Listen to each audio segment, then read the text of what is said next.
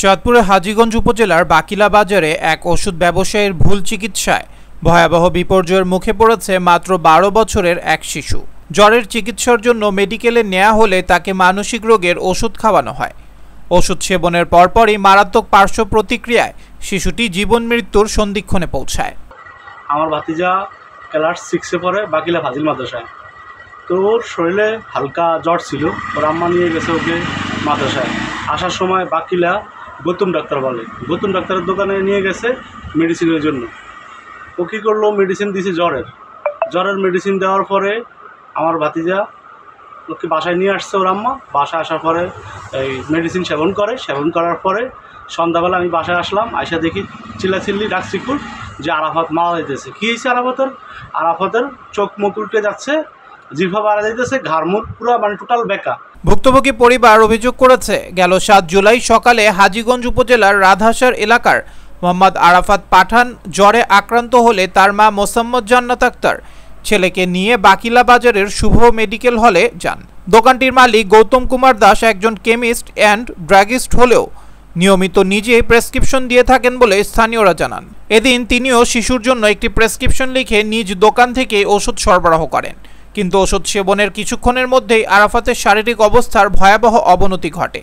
চোখ উল্টে যায়, জিহ্বা বের হয়ে আসে এবং শুরু হয় তীব্র শ্বাসকষ্ট।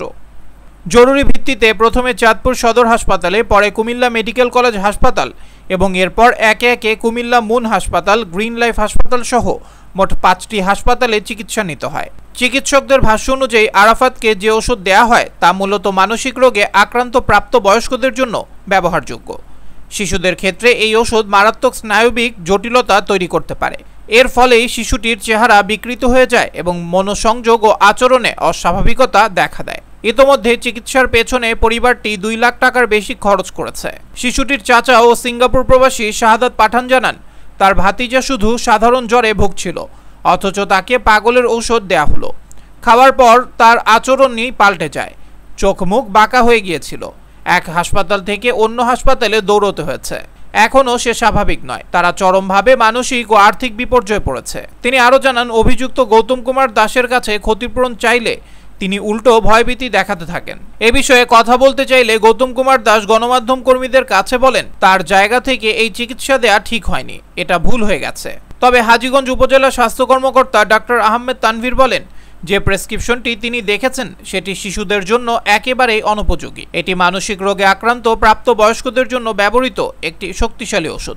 এমন ওষুধ কখনোই কেমিস্ট বা ফার্মাসিস্ট দিতে পারেন না, এটি ডাক্তারি দায়িত্বের চরম লঙ্ঘন। এদিকে হাজীগঞ্জ থানার অফিসার ইনচার্জ মহিউদ্দিন ফারুক জানান, এ বিষয়ে লিখিত অভিযোগ পেয়েছেন এবং তদন্ত চলছে। প্রমাণ পাওয়া গেলে প্রয়োজনীয় আইনগত ব্যবস্থা নেওয়া হবে। আমরা অভিযোগ পেয়েছি, ঘটনার সত্যতা যাচাই সাপেক্ষে আইনানুগ ব্যবস্থা গ্রহণ করা হবে। অন্যদিকে ভুক্তভোগী পরিবার ইতোমধ্যে শিশুর চিকিৎসার যাবতীয় কাগজপত্র, প্রেসক্রিপশন ও ব্যয়ের তথ্য সংযুক্ত করে সেনা ক্যাম্প, ইউএনও অফিস এবং থানায় অভিযোগ দিয়েছেন। তাদের দাবি, এই ঘটনার যেন সুষ্ঠু বিচার হয় এবং গাফিলতিতে জড়িত ব্যক্তির দৃষ্টান্তমূলক শাস্তি নিশ্চিত করা হয়, যাতে ভবিষ্যতে আর কোনো শিশু এমন ভুল চিকিৎসার শিকার না হয়। আবরার আহমেদ মাহি, দেশ দেশান্তর।